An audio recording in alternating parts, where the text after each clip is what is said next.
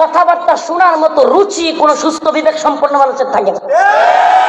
আজকে বিশ্ব শাসন করে, হায় রে পাগলের তো। এটার কারণ কি? হাসেন। এটার কারণ হলো আজ যোগ্য ব্যক্তিরা চামচা হয়ে গেছে। আমি মাঝে মাঝে জেলখানায় বসে বসে টেনশনে পড়ে যেতাম, একলা একটা থাকতাম তো রুমে, বিভিন্ন টেনশন আসতো। দীর্ঘদিন থাকলে যা হয় রুমে, আইরি এত আলেম, এত হাফেজ, এত শাইখুল হাদিস, এত জজ ব্যারিস্টার, এত এত যোগ্য মানুষ, বিসিএস ক্যাডার, পাগলের দল কেমনে শাসন করে আমার মাথায় ধরতো না।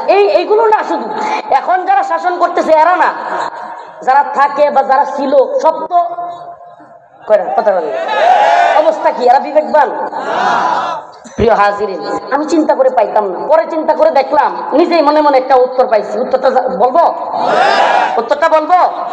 উত্তর পাইছি, যে দেশের প্রধান বিচারপতি থেকে নিয়া, যে দেশের বিচারপতিরা চামচা, যে দেশের আমলারা চামচা, যে দেশের পুলিশ চামচা, যে দেশের উকিল চামচা, যে দেশের বক্তা চামচা, যে দেশের শাইখুল হাদিস চামচা, যে দেশের কি বলে মুফতি চামচা, যে দেশের সবচেয়ে বড় মসজিদের ইমাম খতিব চামচা, সে দেশে এদের চাইতে ভালো শাসক করতে গেছে। এদেশে কি উমর রাদিয়াল্লাহু মতো শাসক আসবে না? সব তো চামচা। এক একটা কওমি জননী, এক একটা এহরানি জান্নাতে পাঠায় দিচ্ছে। শুনেন শুনেন শুনেন, যে দেশে সব চামচায় ভরে গেছে, এদেশে কি উমর রাদিয়াল্লাহু আসবে শাসন করতে? আগে বুঝান, আল্লাহ পাক সেই জাতিকে পরিবর্তন করে না যারা আগে নিজেরা পরিবর্তন করে। ভালোভাবে বুঝবেন এই কথা, কোরআনে আসছে, আমার মুখের কথা না। আল্লাহ পাক আগে বলছেন আমাদেরকে পরিবর্তন হতে, তারপরে আমাদের শাসকরা পরিবর্তন হবে। নিজেকে পরিবর্তন করতে হবে। লিমা তাকুলুনা মা লা তাফআলুন, ওই কথা কেন বলো যা নিজেই করো না। আজ আমাদের অবস্থা এমন হয়েছে, হালত এমন হয়েছে, ছোট্ট থেকে ছোট্ট একটা চাকরির জন্য যারা নিবেন বা নিয়েছেন তাদের জানায়া দেই, চিহ্নিত কোনো ঘুষখোর সুদখোরের কাছ থেকে টাকা নিয়ে আমার হাদিয়া দিবেন না। হাদিয়ার আমার দরকার নেই। কথা বুঝেন, ভালো করে বুঝেন বাবা। দিনটাকে আমরা এখন হাসির পাত্র বানাইছি, দিন বুঝি না। দিনে গায়রত আমাদের মধ্যে নাই, হারিয়ে গেছে আমাদের মধ্যে। আজকে ঘুষখোর চেয়ারের উপর এভাবে পা তুলে আলেমুল আমাদের সামনে বসে থাকে। আমাদের আজ আমাদের মাদ্রাসাগুলো আগের মতোই চলতো, আগের মতোই গায়রত নিয়ে চলতে পারতো, কিন্তু সমস্যাটা কোথায়? সমস্যাটা আমরা তৈরি করছি। প্রিয় হাজিরিন, বিশ্বাস করেন, আমি নিজে দেখছি আমার রিমান্ডের সময় কিংবা বিভিন্ন সময়ে আমাদেরকে এরা যে মোহাব্বত, যে সম্মান দেখাইছে, অন্যান্য অনেক চাটুকার যেগুলো, এগুলো দেখায় না।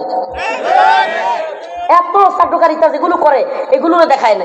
আসলে কি জানেন, যারা বিরুদ্ধে থাকে এরাও গায়রতওয়ালা মানুষকে পছন্দ করে।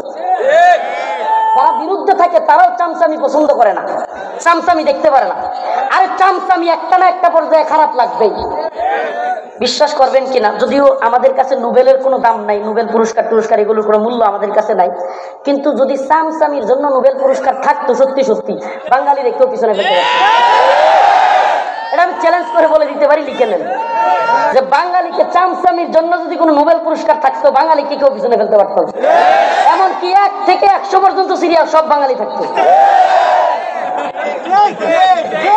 এত চামচা, এই কথা বলিয়েন না, এত চামচামি আমরা শিখছি।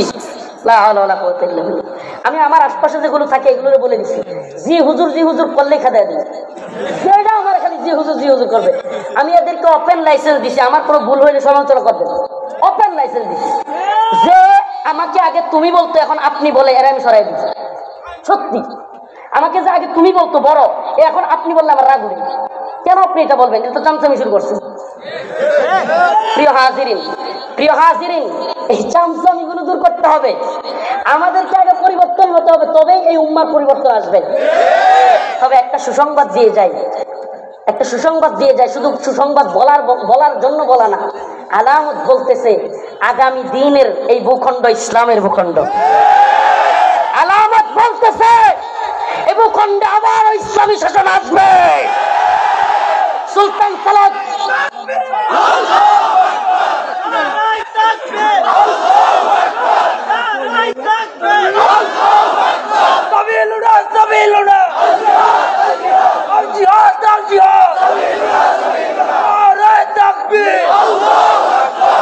প্রিয় হাজিরিন, স্লোগান যারা ধরবেন তাদেরকে দুইটা স্লোগান শিখাই দেয়। আমার সাথে পারবেন তো? স্লোগান হবে, পারবেন তো? বলবো হয়তো শরীয়ত, আপনারা বলবেন নয়তো শাহাদাত। পারবেন তো? হয়তো শরীয়ত, হয়তো শরীয়ত। আমি বলবো ইয়া আকসা, আপনারা বলবেন লাব্বাইক, অথবা আমি বলবো লাব্বাইক, আপনারা বলবেন ইয়া আকসা। পারবেন তো? লাব্বাইক লাব্বাইক ইয়া আকসা ইয়া আকসা। স্লোগান এগুলো হবে আমাদের। বাতিলদের অন্তরে, তাগুতদের অন্তরে, ইহুদিবাদী জায়নিস্ট ইসরায়েলের অন্তরে, আমেরিকানদের অন্তরে, পশ্চিমের অন্তরে কাঁপন ধরিয়ে দিতে হবে। ঠিক কি ঠিক না? রাজি আছেন তো ইনশাআল্লাহ?